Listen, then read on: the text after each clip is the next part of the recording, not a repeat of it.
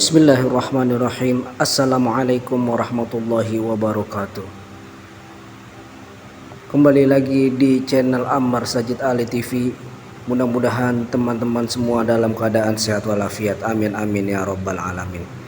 Pada hari ini kita akan membahas tema yang berjudul di manakah tembok yang dibangun Zulkarnain. Sebelum membahas siapa Ya'juj dan Ma'juj serta siapakah sesungguhnya Zulkarnain yang disebutkan dalam Al-Quran, ada baiknya mencermati tembok yang dibangun Zulkarnain. Sekitar 50 km di utara Beijing, ada sebuah desa di kaki bukit bernama Badaling. Dari tempat ini, para turis atau wisatawan dari berbagai belahan dunia memasuki pintu gerbang menuju tembok besar Cina. Pemandangan dari atas tembok sangat indah. Tembok sepanjang 6.000 km itu konon bisa terlihat dari bulan. Banyak orang menyangka itulah tembok yang dibuat oleh Zulkarnain dalam surat Al-Kahfi. Dan yang disebut Ya'juj dan Ma'juj adalah bangsa Mohol dari utara yang merusak dan menghancurkan negeri-negeri yang mereka taklukkan. Syekh Hamdi bin Hamzah Abdul Zaid, seorang penulis dan peneliti tentang tembok Zulkarnain, meyakini bahwa tembok yang dibangun Zulkarnain adalah tembok Cina tersebut. Hal ini kemudian dituangkannya dalam sebuah buku yang diterjemahkan ke dalam bahasa Indonesia dengan judul Mengungkap Misteri Perjalanan Zulkarnain ke Cina. Munculnya Ya'juj dan Ma'juj di Asia. Buku ini diterbitkan pada Maret 2007. Dalam bukunya Syekh Hamdi sangat yakin dan tanpa ragu menyatakan bahwa tembok Cina adalah tembok yang dibangun Zulkarnain. Ia kemudian menyebutkan secara detail penelitian dan bukti-buktinya. Namun, jika dilihat secara fisik terdapat perbedaan yang sangat jelas antara tembok yang dibangun Zulkarnain dengan tembok Cina. Pertama, tembok Cina terbuat dari susunan batu bata, sedangkan dalam Al-Quran disebutkan tembok Zulkarnain terbuat dari tumpukan besi yang kemudian dicampur dengan tembaga. Kedua, tembok Cina dibangun secara bertahap selama ratusan tahun dari berbagai dinasti yang memerintah Cina, di antaranya dinasti Han dan Ming. Sementara itu, penjelasan Al-Quran, tembok itu dibangun oleh suku bangsa yang meminta pertolongan kepada Zulkarnain. Dan setelah selesai, Zulkarnain menyatakan bahwa tembok itu tidak akan bisa dilewati dan dilubangi oleh Ya'juj dan Ma'juj. Ketiga, dalam Al-Kahfi ayat 86, ketika bertemu dengan suatu kaum di barat, Allah berfirman kepada Zulkarnain yang memerintahkan terserah kepadanya mau diapakan kaum itu. Artinya Zulkarnain mendapatkan wahyu dari Allah, sedangkan para raja Cina tidak.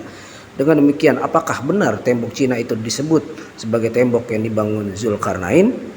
Berbeda dengan penjelasan Syekh Hamdi bin Hamzah Abu Zaid, Abdullah Yusuf Ali dalam tafsir The Holy Quran menulis bahwa di distrik Hisar, Uzbekistan, sekitar 240 km di sebelah tenggara Bukhara, ada celah sempit di antara gunung-gunung batu, letaknya di jalur utama antara Turkestan ke India. Tempat itu kini bernama Buzgolkana dalam bahasa Turki, tetapi dulu namanya Arabnya adalah Bab al-Hadid. Orang Persia menyebutnya Dar-i Ahani. Orang Cina menamakannya Tie Men Kuan. Semuanya bermakna pintu gerbang besi. Hasil foto satelit pada ordinat itu sudah tidak ditemukan lagi tembok atau pintu besi tersebut. Namun, seseorang pengembara Cina, Hioen Xiang, pada abad ke-7 pernah melewati pintu berlapis besi saat melakukan perjalanan ke India. Dan tidak jauh dari tempat tersebut terdapat sebuah danau yang dinamakan Iskandar Kul. Pada tahun 842, Khalifah Abbasiyah Al-Wasik Billah mengutus sebuah tim ke gerbang tersebut yang dipimpin oleh Salam. Hasilnya, tim ekspedisi ini masih menemukan gerbang di antara gunung-gunung itu selebar 137 meter. Dan ada pula yang menyebut 150 meter. Dengan kolom besar di kiri kanan terbuat dari balok-balok besi yang dicor dengan cairan tembaga. Tempat bergantung daun pintu raksasa. Pada Perang Dunia Kedua, konon Winston Churchill, pemimpin Inggris, mengenali gerbang besi itu. Dalam versi lain disebutkan, para arkeolog menemukan benteng tersebut pada awal abad ke-15 Masehi di belakang Jehun dalam ekspedisi Balkh dan disebut sebagai Babul Hadid atau pintu besi di dekat Tarmiz.